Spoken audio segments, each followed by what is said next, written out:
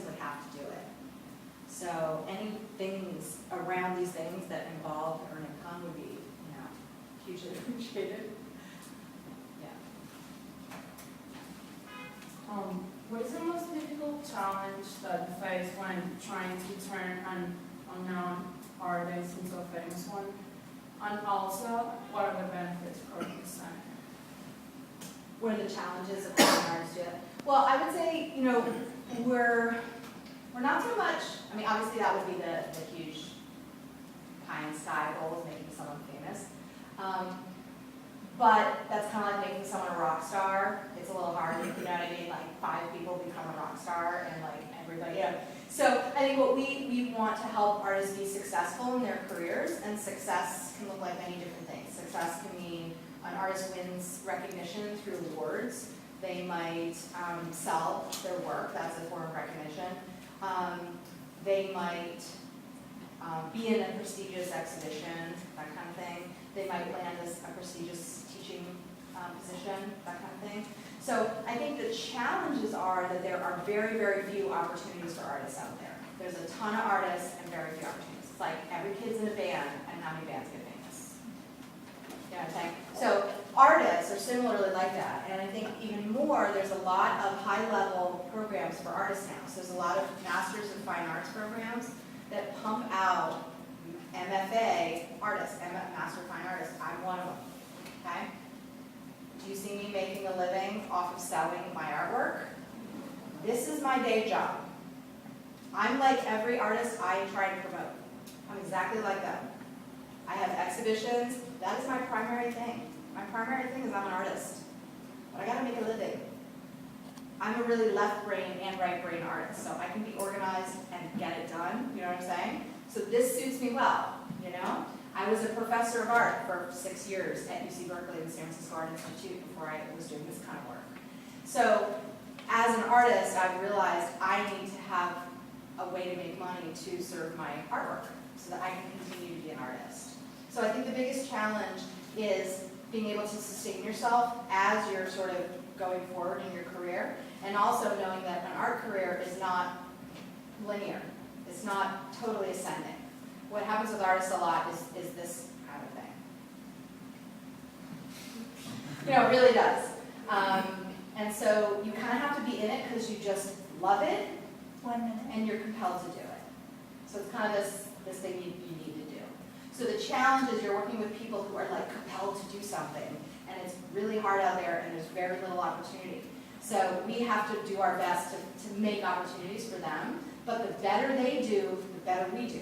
Because every grant application I do, I talk about how my fellows are winning Pew Fellowships in the Arts and winning the West Prize and winning those things. I'm helping them get those things by building their visibility so that the people who are 30 important notice seconds. that. So it helps both of us, but it's a lot of just groundwork of me doing a lot to make connections for them so that real opportunities come to them. Great example, the West Collects, West thing that just had their 2012 thing. One of our artists, who is a new fellow, she had her work in our new fellowship, Moore College of Art and Design. I made sure that the director of the West Collection, who's on our advisory board, saw that show. When she applied with that work in that competition, he selected her work and bought it. That was a large installation work. You would have never seen that work if it weren't seen in that show. So that's a direct. She got in this program, we put her in that show, I made sure his butt got to that show to see it. He then purchased it for the prize. Did the same thing last summer with another show. So the reason I get, who do I ask to be on the advisory board? Do you know what I'm saying? I bring in people who are going to make opportunities happen for our artists. I make sure that they see their work when it's out there. I make those phone calls to make sure that they do that so the artists aren't, So it helps everybody, but the challenge is it's really hard for the artists to do it and keep on keeping on. And it's really hard for us to kind of do the hustle and the groundwork to help them make those connections. And just keep doing it even, when it's hard and it doesn't necessarily come to fruition all the time. So Amy, if we could open up to general questions, so maybe that there's some follow-up, just very briefly, maybe take 3 or Can I so. ask a follow-up question? Sure. Is anyone an artist sitting out there?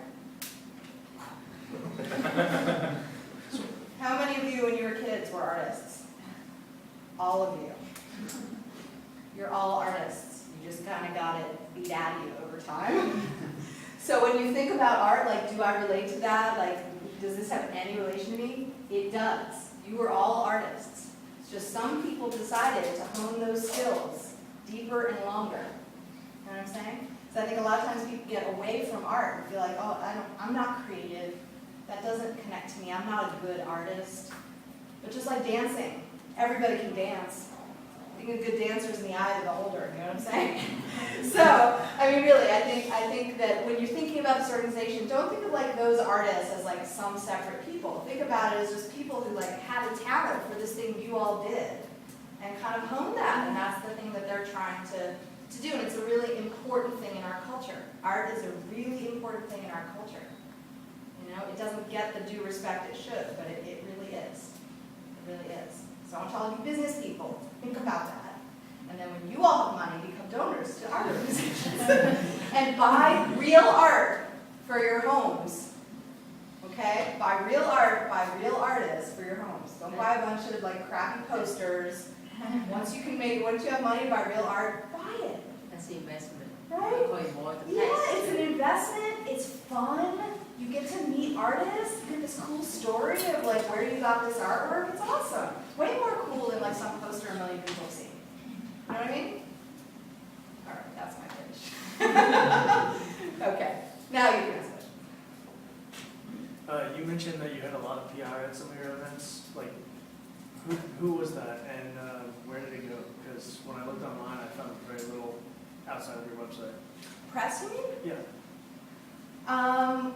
Philadelphia Inquirer, Philadelphia City Paper, Philadelphia Weekly, Art Blog, Down Art News, Washington Post, kind of all over there. It may be how you were looking it up to the problem of our name.